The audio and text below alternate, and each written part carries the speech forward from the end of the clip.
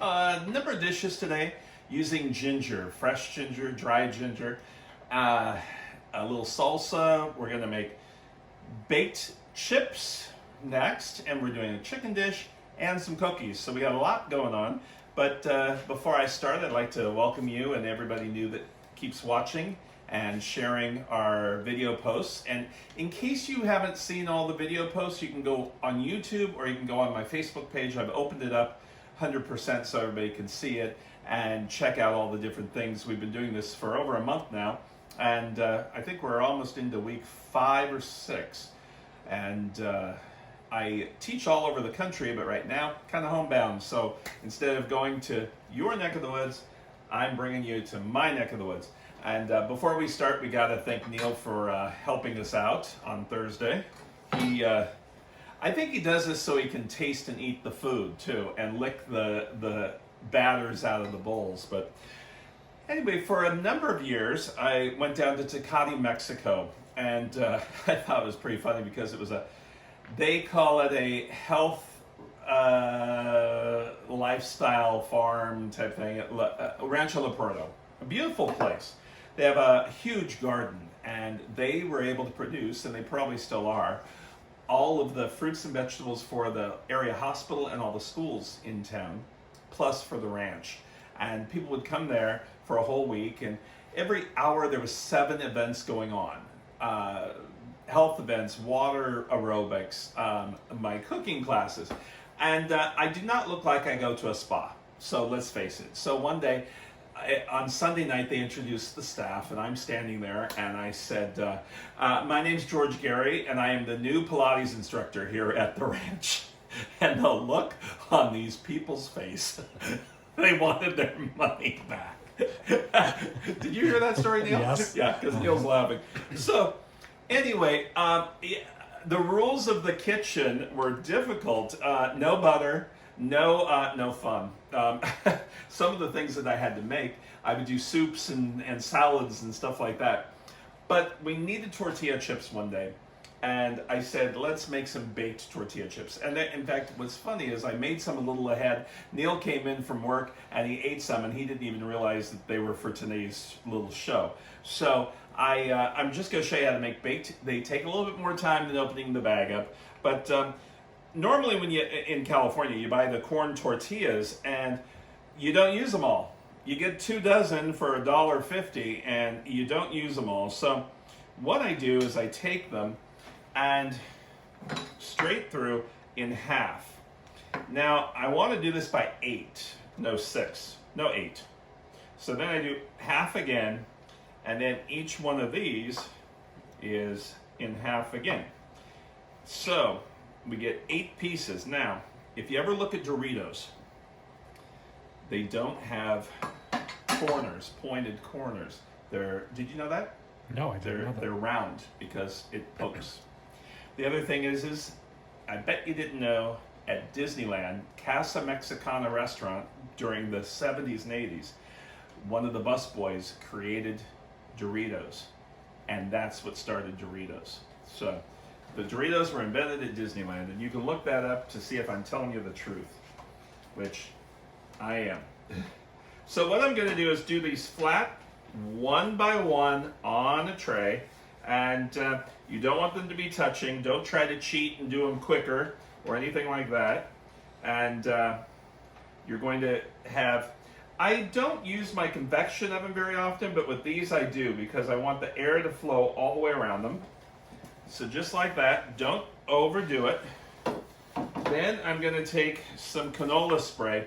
Now, sometimes the spray, I want the spray to be a mist, so I just do this. A really light mist. Then we've got garlic and onion salt. Now you can do different types of salts if you want.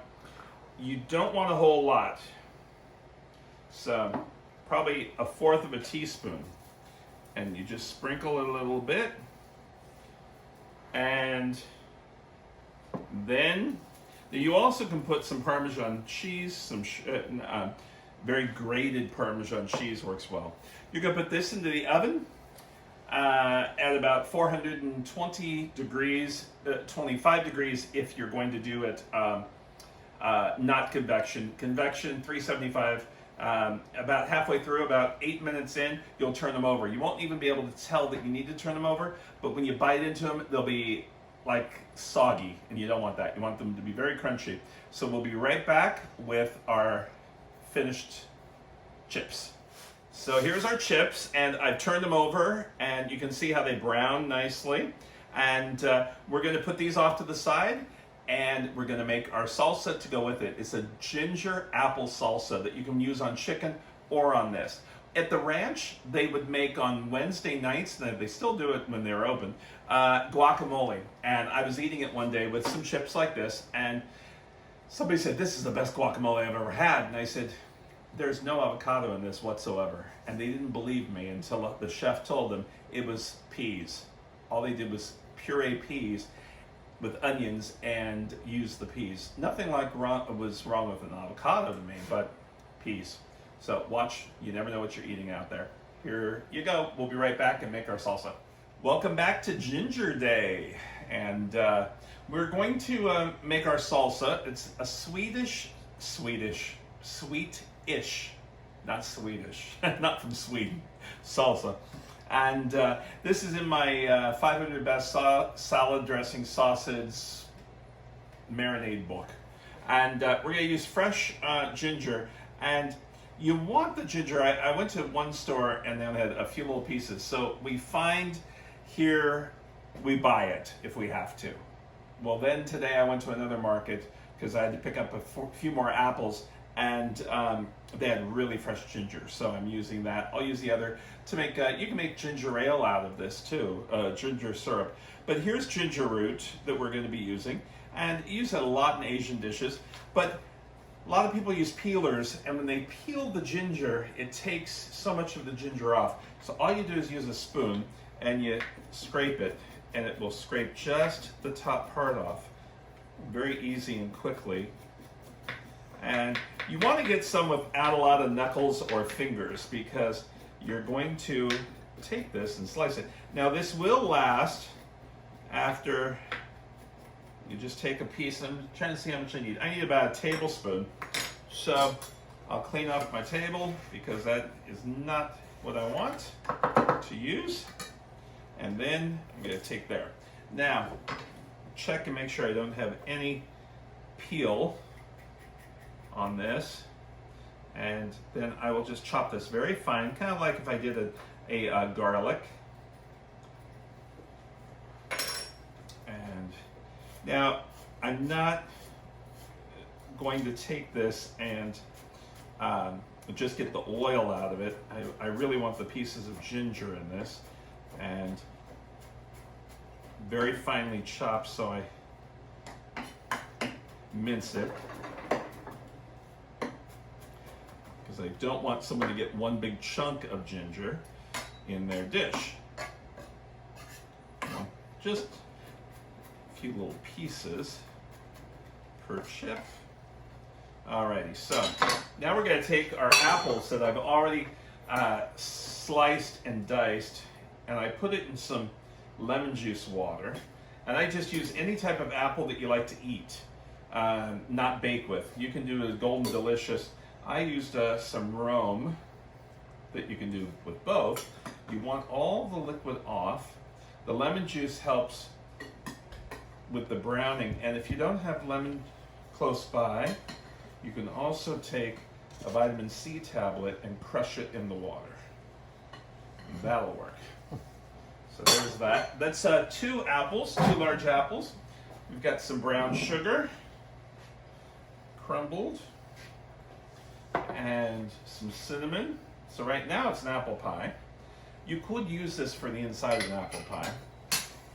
And then we've got our ginger, and we will stir this up and let this sit. Now, if you'd like to get some color, because it does look a little blah in the color, I like to take a little bit of red bell pepper and chop that into here too. So let me get some red bell pepper, and I'll be right back.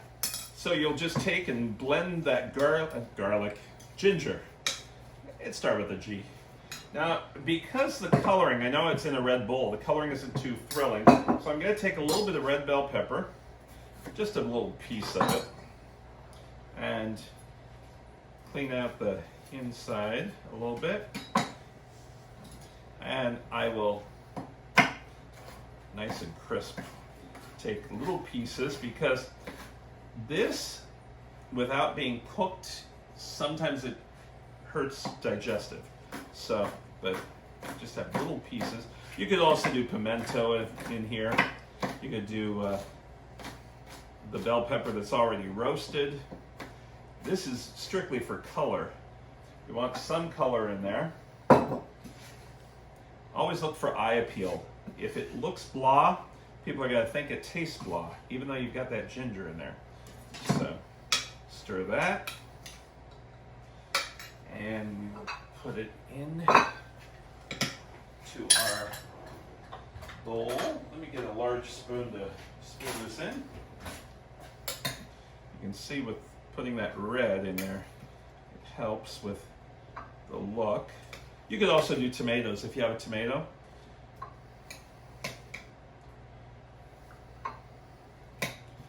And there we have our baked chips, our apple ginger salsa, and we are going to serve this with our chicken dish next. We'll be right back. Uh-oh. We've got our chicken dish next, and this is a just a lemon ginger chicken with some dried ginger. We used the fresh before. The fresh won't work really well with this because we're just making a coating. So we're going to first take an egg and throw it here just by itself. We have our pan sprayed, and these are the chicken breasts that are coming out of our, and I think that is more like a turkey breast. Those are huge. But I think they're about 1 pound each right now at our produce market, not produce, our meat counter. We have a fresh meat counter at our store. So now we have salt, lemon, we've got a little bit of flour and some breadcrumbs. So I'm going to blend this together. Now this recipe does 6, so a little bit of flour, and we have our salt, and we're going to do some fresh lemon. Now remember my way I do this way with the microplane. Rotate the fruit. Now I can see right there I've got this bad blemish. I don't want that to go on, so I can see where I'm going with this, and it traps all in there, just like that. Now that works a lot better because if I do it this way, as soon as I come back, I'm using, I hit the white pith, and the white pith is very bitter, and you don't have any of the oils anymore. So let me blend this together.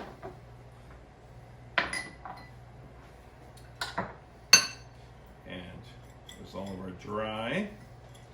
And what I will do is I will do the bottom first, then the top. These are slickery. Then I will go into my mixture to dredge it, and then here. Now I'm not going to worry if it didn't get all the pieces, because whatever I have left over I will put on top, and then I'll put these in the oven. And you can fry these to make them nice and brown on top if you'd like.